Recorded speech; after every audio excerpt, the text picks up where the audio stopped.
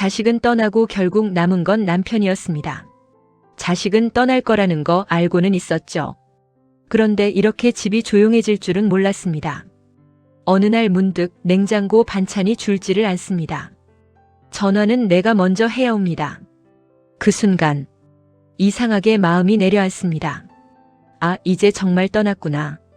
우리 생의 전부였던 자식이란 그 이름. 안녕하세요. 마음의 쉼표를 찍어가는 소담지기입니다. 혹시 여러분도 이런 순간 느껴보신 적 있으신가요? 집은 그대로인데 마음만 텅 빈 느낌. 사람은 있는데 대화가 없는 시간. 오늘은 그 이야기입니다. 오늘은 조금은 먹먹하지만 우리 인생에서 꼭 한 번은 마주해야 할 이야기. 자식이 떠난 후 남겨진 관계에 대해 함께 나눠보려고 합니다. 여러분, 자식이라는 존재는 우리에게 어떤 의미인가요? 아마도 내 목숨보다 소중한 존재, 혹은 내 인생의 성적표라고 생각하며 살아오셨을 겁니다. 아이가 처음 뒤집기를 하던 날의 환희, 첫 걸음마를 떼며 나에게 안기던 그 따뜻한 온기, 그리고 학교에 입학하고 사회에 첫 발을 내딛던 그 모든 순간순간이 우리 부모들에게는 생애 가장 찬란한 훈장이었습니다. 우리는 자식을 위해 기꺼이 날을 지웠습니다. 좋은 옷 한 벌 사는 것보다 아이 학원비 하나가 더 급했고, 내가 먹고 싶은 비싼 과일보다는 아이 가방 속에 넣어줄 사과 하나가 더 소중했습니다. 그렇게 20년, 30년을 오로지 누구 엄마, 누구 아빠로만 불리며 살아왔죠. 자식의 기쁨이 곧 나의 기쁨이었고, 자식의 아픔은 내 가슴을 후벼 파는 통증이었습니다. 하지만 여러분, 그렇게 온 마음을 다해 키운 자식이 이제 우리의 품을 떠날 준비를 하고 있습니다. 아니, 어쩌면 이미 떠나버렸는지도 모릅니다. 여러분, 그 모든 시간이 헛된 걸까요? 아닙니다. 절대 아닙니다. 그건 우리가 누군가를 진심으로 사랑했다는 증거입니다. 그래서 더 지금이 낯설고 서운한 겁니다. 예정된 이별과 빈 둥지의 슬픔. 어느 날 문득 집안을 둘러보면 그 많던 아이들의 짐이 사라지고 텅 빈 방만 남게 됩니다. 왁자지껄하던 거실에는 텔레비전 소리만 공허하게 울리고 냉장고 속 반찬들은 줄어들 줄을 모릅니다. 이때 우리 마음속에 찾아오는 불청객이 있습니다. 바로 공허함과 서운함입니다. 그런데 왜 이렇게 서운할까요? 전화 한 통에도 마음이 흔들립니다. 내가 너를 어떻게 키웠는데? 내가 너희를 위해 얼마나 희생했는데? 이런 생각들이 밤마다 파도처럼 밀려옵니다. 이제는 전화를 먼저 걸지 않으면 며칠이고 소식 없는 자식들이 야속하게만 느껴지죠. 가끔 통화가 되어도 엄마 바빠요. 나중에 전화할게요라는 짧은 대답. 그 한마디에 괜히 눈물이 납니다. 명절에 와서도 제 자식 챙기느라 바쁜 모습을 보면 결국 나는 뒷전이구나 하는 서글픈 생각이 들기도 합니다. 하지만 여러분, 자식들이 제 가정을 꾸리고 제 인생을 찾아 떠나는 것은 우리가 부모로서 역할을 아주 훌륭히 해냈다는 가장 확실한 증거이기도 합니다. 그러니 이제는 그 빈 둥지를 바라보며 눈물 짓기보다 기쁘게 배웅해준 나 자신을 칭찬해 주어야 합니다. 그제야 알게 됩니다.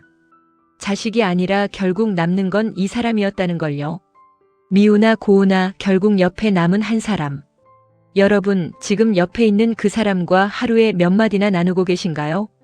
자식이 떠난 그 휑한 자리를 지키며 멍하니 앉아있을 때 여러분의 곁을 조용히 지키고 있는 사람이 보이나요? 네, 바로 평생을 원수라 불렀다, 내 편이라 불렀다 하며 함께 늙어온 나의 배우자입니다.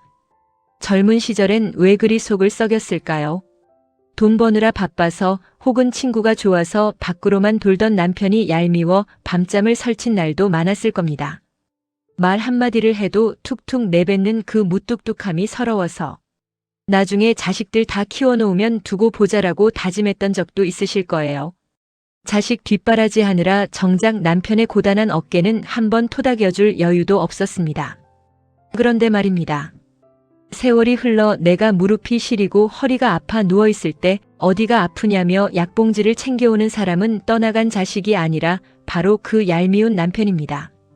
늦은 밤 적막한 집안에서 마른 기침을 하면 조용히 일어나 물 한 컵 떠다 놓는 사람도 내가 좋아하는 나물, 반찬 하나에 젓가락을 먼저 가져가는 사람도 결국 이 사람뿐입니다. 비로소 깨닫게 되는 거죠. 아, 인생이라는 긴 여행의 마지막 정거장에서 내 손을 잡아줄 사람은 결국 이 사람이구나. 관계의 무게중심을 옮겨야 할 때, 이제 우리는 용기를 내어 관계의 무게중심을 옮겨야 합니다. 지금까지 자식이라는 바구니에 담아두었던 모든 기대와 사랑을 이제는 조금씩 꺼내어 배우자와 나 자신에게 나누어 주어야 합니다. 자식에게 전화를 걸어 언제 오느냐 묻는 대신 거실에 앉아있는 남편에게 오늘 같이 산책할까요? 라고 먼저 말을 건네보세요. 자식의 취향을 맞추려 애쓰던 노력을 이제는 남편이 좋아하는 된장찌개 한 그릇 혹은 내가 평소 가보고 싶었던 예쁜 카페 한 곳을 찾는데 써보시길 바랍니다.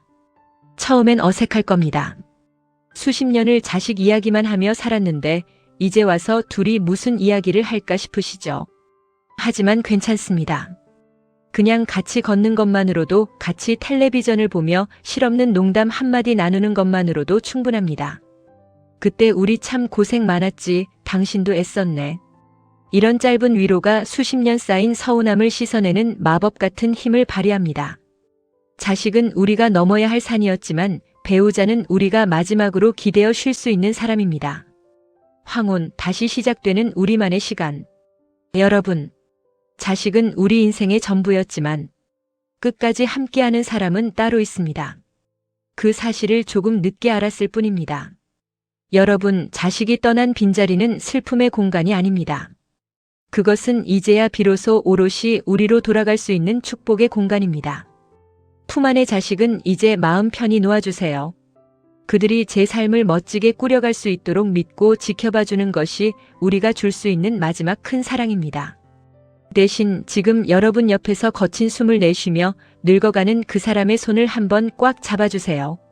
결국 내 인생의 마지막 페이지를 함께 써내려가고 내 임종의 순간에 내 이름을 불러줄 사람은 내가 낳은 자식이 아니라 나와 평생을 약속한 바로 이 사람입니다. 자식은 떠나갈 귀한 손님이고 남편은 끝까지 남을 내 인생의 주인입니다. 오늘 저녁 옆에 있는 남편에게 따뜻한 차 한 잔 건네며 이렇게 말해보면 어떨까요? 당신, 우리 참 잘 살아왔네요. 고마워요. 이 말 한마디가 우리의 남은 시간을 바꿉니다. 오늘 이야기가 공감이 되셨다면 화면 아래에 있는 좋아요 한번 꾹 눌러주시고요. 앞으로도 소담지기와 함께 시니어의 지혜로운 삶과 마음, 치유의 시간을 계속 함께하고 싶으시다면 구독과 알림 설정도 꼭 부탁드립니다.